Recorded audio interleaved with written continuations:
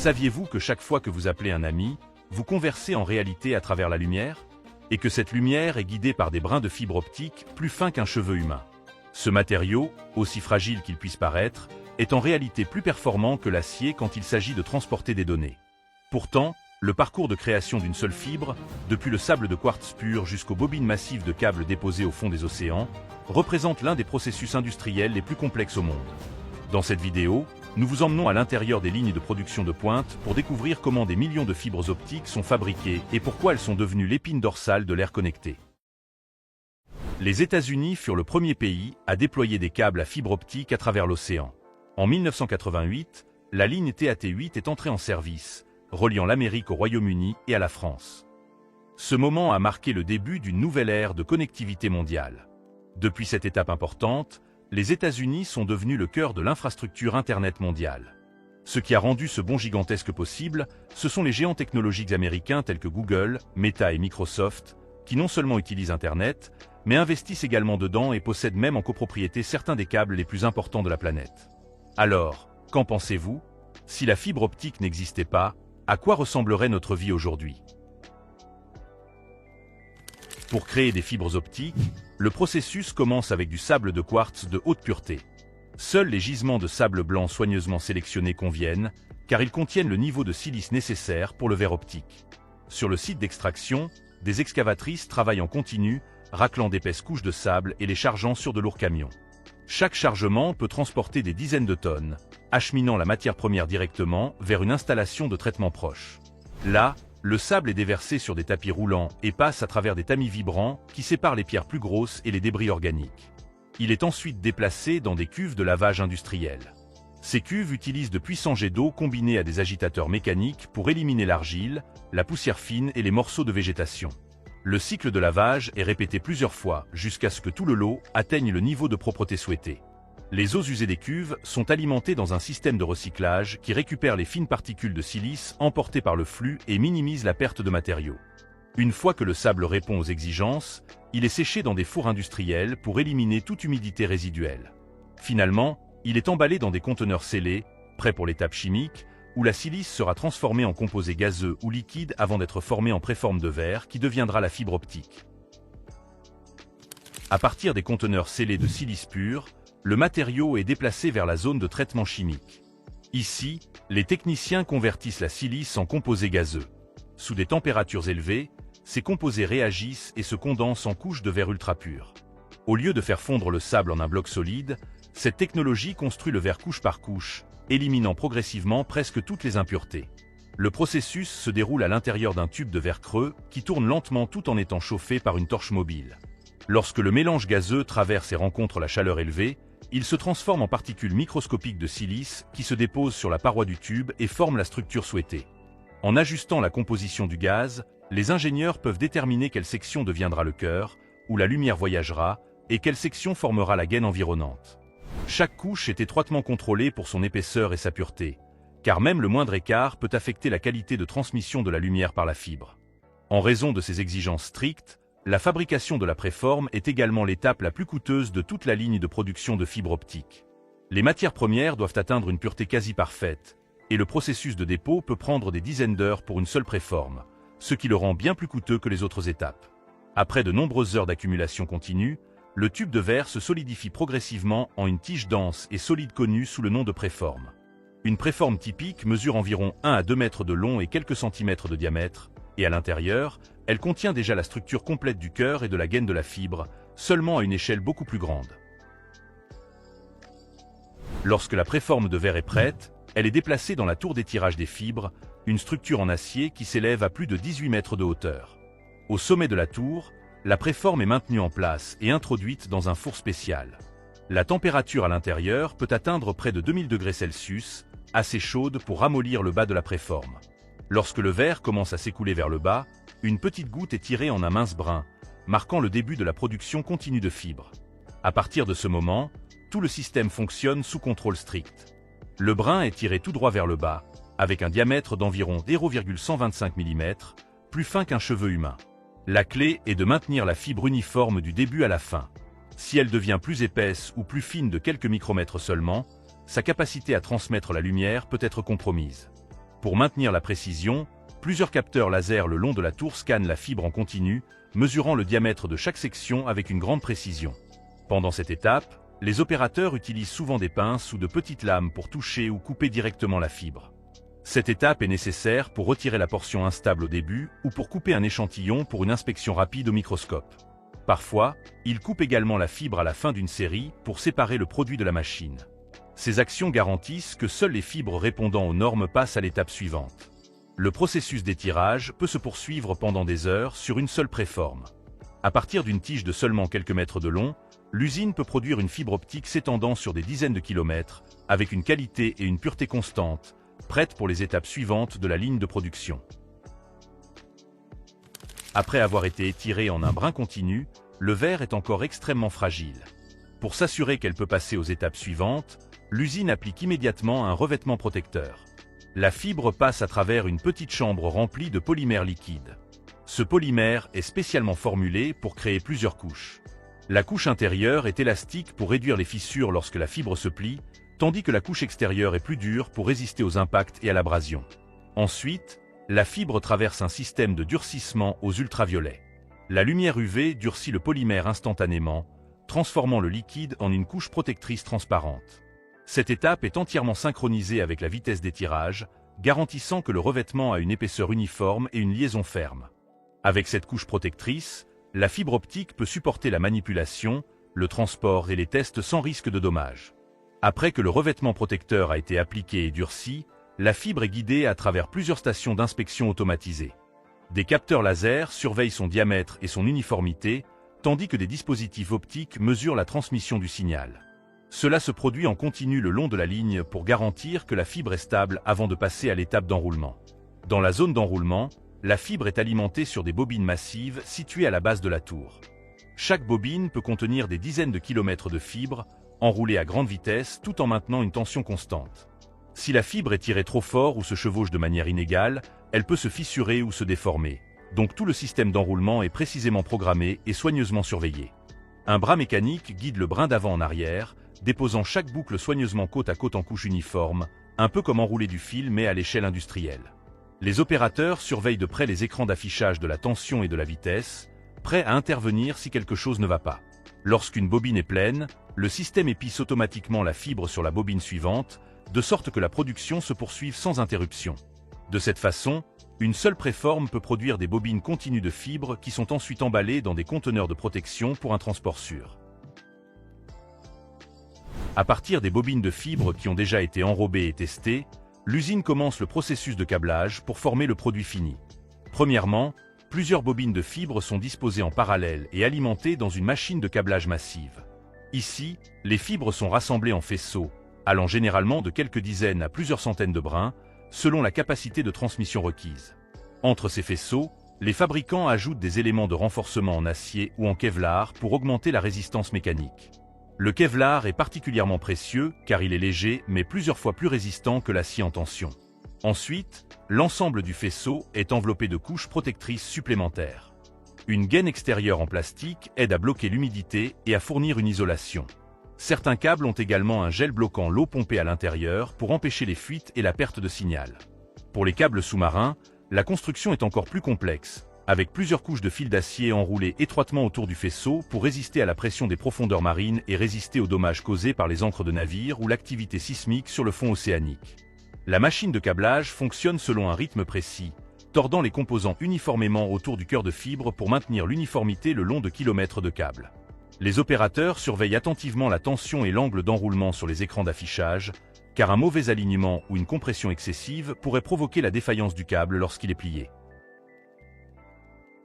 Une fois le processus de câblage terminé, le produit doit subir une série de tests pour s'assurer qu'il peut fonctionner de manière fiable pendant des décennies. D'abord viennent les tests mécaniques et environnementaux de base. Le câble est étiré, plié et tordu pour vérifier sa résistance, puis placé dans des chambres thermiques qui passent du froid profond à la chaleur extrême ou immergé dans des réservoirs à haute pression pour simuler les conditions des profondeurs marines. Viennent ensuite les tests optiques, où un faisceau laser est envoyé à travers le cœur pour mesurer la perte de signal. Ces étapes révèlent rapidement tout défaut de production ou matériaux de qualité inférieure. Cependant, pour prouver que le câble peut vraiment fonctionner dans des conditions réelles, l'usine effectue des tests sur toute la longueur.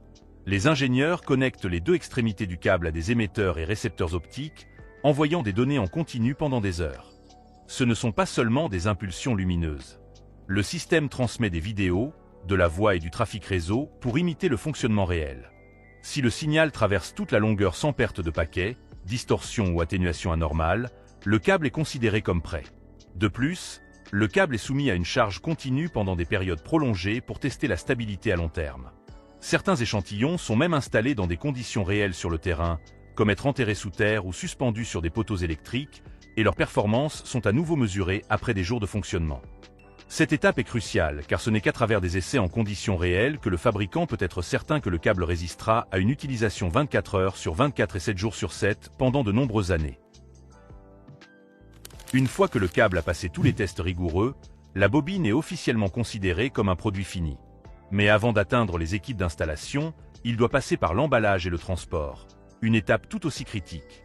À l'usine, les câbles sont retirés des machines de test et placés sur de grands axes rotatifs. De là, ils sont réenroulés en bobines soignées sur des tambours massifs en acier ou en bois renforcé. Chaque tambour peut mesurer plusieurs mètres de diamètre et contenir des centaines de kilomètres de câbles continus. L'enroulement doit être effectué avec soin pour éviter une tension excessive ou des courbures brusques, car même une légère torsion pourrait dégrader les performances du signal. Après l'enroulement, les extrémités du câble sont scellées avec des capuchons de protection pour empêcher la poussière et l'humidité d'entrer. Chaque tambour est étiqueté avec son numéro de lot, la longueur du câble, le type structurel et les résultats d'inspection. Les ingénieurs effectuent ensuite une vérification finale pour s'assurer que les bobines restent intactes pendant le déplacement dans l'entrepôt. Pour le transport, les tambours sont chargés sur des camions lourds ou des conteneurs d'expédition spécialisés. Lorsqu'ils sont expédiés par mer, ils sont placés à bord de navires de pose de câbles. Des navires de télécommunications spécialisés équipés d'un stockage sur plusieurs ponts pour des dizaines de tambours géants. Des systèmes de fixation en acier verrouillent les tambours en place, empêchant tout déplacement pendant des voyages qui peuvent s'étendre sur des milliers de kilomètres. Ce processus d'emballage et de transport garantit que chaque bobine de câble à fibre optique quitte l'usine en parfait état, prête à être déployée dans des projets d'infrastructure, que ce soit à travers des villes animées ou posées en profondeur le long du fond océanique. Une fois que le câble à fibre optique a été livré au port, la tâche se déplace vers des navires spécialisés connus sous le nom de navires poseurs de câbles. Sur le pont, des tambours massifs sont montés dans un système d'alimentation qui libère soigneusement le câble dans la mer. Le brin est guidé à travers des dispositifs de contrôle de tension pour s'assurer qu'il descend en toute sécurité vers le fond de l'océan, sans se plier ni se casser. L'opération est délibérément lente, souvent seulement quelques kilomètres par heure, car le navire doit suivre un itinéraire préalablement cartographié. Dans les eaux profondes, le câble est simplement posé sur le fond marin, mais près des côtes ou dans les zones à risque de dommages par encre, des machines de labourage creusent des tranchées dans le fond marin afin que le câble puisse être enterré à quelques centimètres en dessous. Les ingénieurs à bord du navire surveillent en continu le processus à l'aide de capteurs et de caméras sous-marines, s'assurant que le câble est posé dans la bonne orientation et sans torsion. Une fois terminé, la ligne repose en toute sécurité sur le fond océanique, reliant les continents à la vitesse de la lumière et formant l'épine dorsale de l'Internet mondial. Du sable blanc pur au câble reposant profondément sous le fond océanique, le parcours de fabrication de la fibre optique est la preuve de l'ingéniosité humaine déployée pour connecter le monde. Chaque mètre de câble traverse des dizaines d'étapes exigeantes. Purification, étirage de fibres, revêtement, câblage, test, et finalement expédition et pose par des navires spécialisés. Le résultat est une vaste autoroute de lumière qui permet à des milliards de personnes de communiquer, d'apprendre, de travailler et de profiter du divertissement d'un simple clic. Aujourd'hui, grâce à la fibre optique, un appel à travers les continents voyage en moins d'une seconde et les films que vous regardez en streaming arrivent presque instantanément. Ce qui semble ordinaire dans notre vie quotidienne est en réalité alimenté par l'un des processus industriels les plus complexes sur Terre. Un processus que la plupart des gens ne voient jamais de leurs propres yeux. Et maintenant que vous connaissez tout le processus derrière nos communications, une vraie question dérangeante se pose. Croyez-vous vraiment que ces câbles servent uniquement à nous connecter? Ou aussi à nous surveiller, influencer et contrôler? Parce que quand tout passe au même endroit, tout peut se voir facilement. Pensez-vous que c'est un mythe ou une réalité? Nous voulons connaître votre avis sur la question, le débat est ouvert en commentaire. Si ce documentaire vous plaît, alors n'oubliez pas de mettre un like, de vous abonner et d'activer la cloche pour ne manquer aucun de nos contenus. Mais ne partez pas encore, ce n'est pas tout. La suite de cette vidéo sera tout aussi passionnante. Alors restez avec nous jusqu'au bout.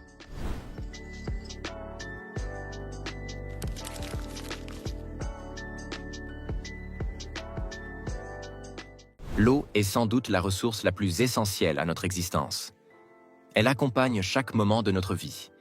Elle circule dans les rivières et les nappes souterraines, jaillit des sources naturelles, se retrouve dans les bouteilles que nous achetons au supermarché, ou coule simplement du robinet dès que nous l'ouvrons. Boire un verre d'eau fraîche lorsque la soif nous serre la gorge est un geste si simple, si naturel. Et pourtant, derrière cette apparente évidence se cache un travail colossal. Ce que beaucoup ignorent, c'est que l'eau qui nous paraît si accessible ne provient pas toujours des rivières de montagne ou de la fonte des glaciers. Dans un monde où les ressources en eau douce diminuent dans de nombreuses régions, d'autres solutions ont dû être trouvées. Dans plusieurs pays comme les États-Unis, le Mexique, l'Arabie Saoudite ou encore le Chili, des quantités gigantesques d'eau de mer sont transformées chaque jour en eau potable destinée à des millions de personnes. Une prouesse technologique qui permet d'approvisionner des zones arides où chaque goutte compte. Mais alors, comment peut-on convertir quotidiennement des millions de litres d'eau salée en une eau parfaitement propre, claire et totalement buvable? C'est justement ce que nous allons explorer ensemble. Direction la Californie, sur les rives de l'océan Pacifique, là où se dresse l'une des plus grandes usines de dessalement du pays. Une installation titanesque, capable à elle seule de produire plus de 190 millions de litres d'eau potable par jour. Une véritable ville d'acier et de tuyaux, dont la mission principale est de transformer l'océan en source d'eau douce. Depuis l'aspiration de l'eau au large, jusqu'au moment où cette même eau finit par couler chez toi, dans ta cuisine ou ta salle de bain, nous allons suivre ensemble toutes les étapes que traverse ce précieux liquide que tu utilises chaque jour sans même y penser. Installe-toi confortablement. Ce voyage au cœur des technologies modernes va te montrer à quel point l'accès à l'eau potable est un processus beaucoup plus extraordinaire qu'il n'y paraît. L'eau salée recouvre plus de 70% de la surface de la planète. C'est l'une des ressources les plus abondantes au monde. Pourtant, toute cette eau est inutilisable en l'état. Boire de l'eau salée provoquerait une sévère déshydratation et pourrait même mettre la vie en danger. Transformer cette eau en une eau douce et potable semble simple en théorie. Mais dans les faits, c'est un défi colossal. Le premier obstacle, l'acheminer jusqu'à l'usine. Et tu vas voir que rien que cette première étape demande une infrastructure impressionnante. Les usines de dessalement sont toujours installées à proximité immédiate de la mer. En surface, elles ressemblent à de grands complexes industriels, mais sous l'eau, elles s'étendent sur plusieurs kilomètres. De gigantesques conduites, solidement fixées au fond marin, plongent dans l'océan pour aspirer d'immenses quantités d'eau en continu.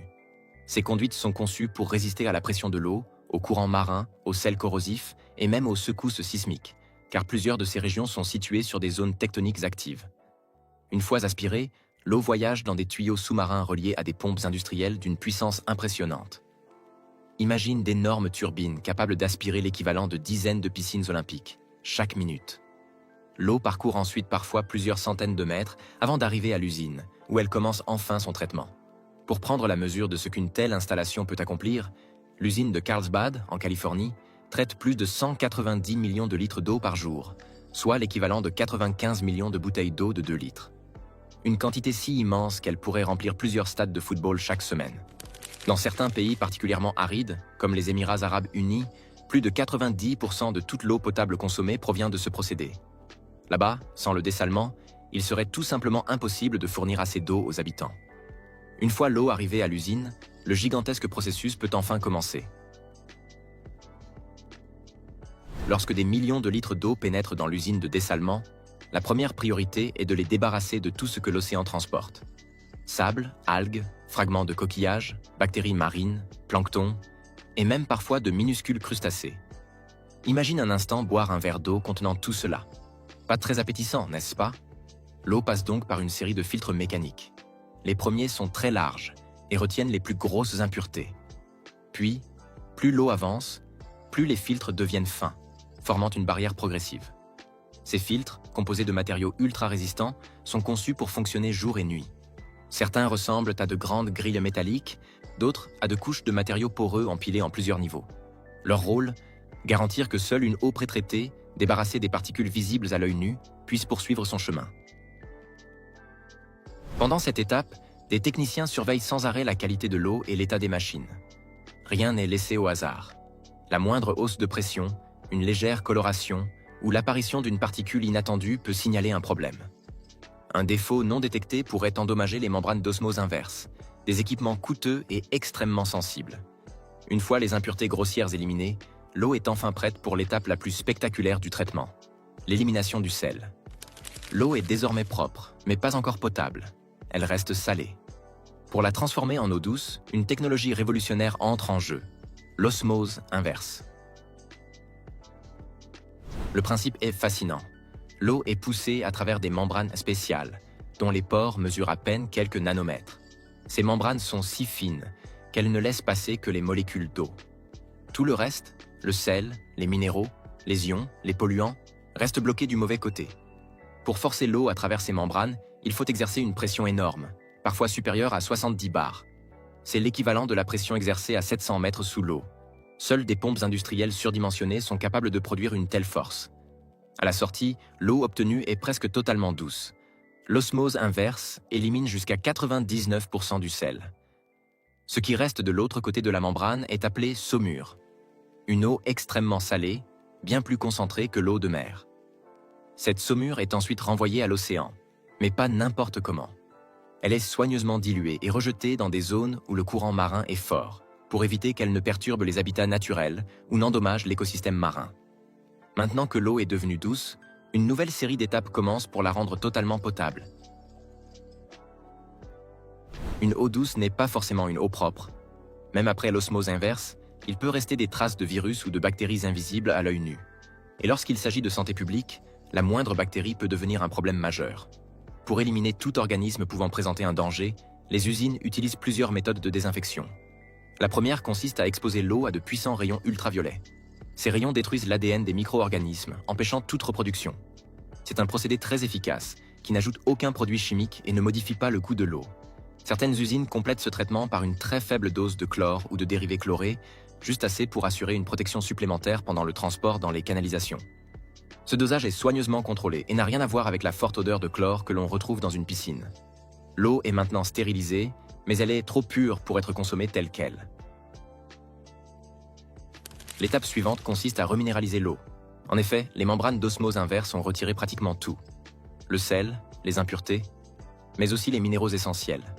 Une eau dépourvue de minéraux serait non seulement fade, mais aussi peu recommandée pour une consommation quotidienne.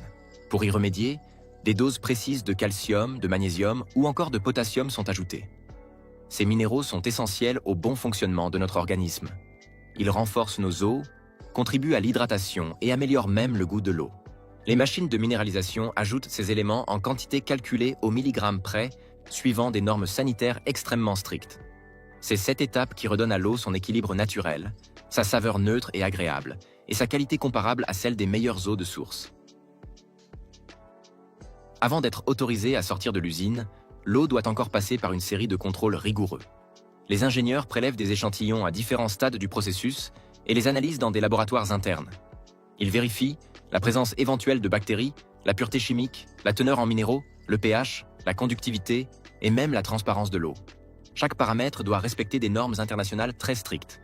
Si tout est conforme, l'eau est enfin transférée vers de gigantesques réservoirs, souvent enterrés pour éviter l'évaporation et les variations de température.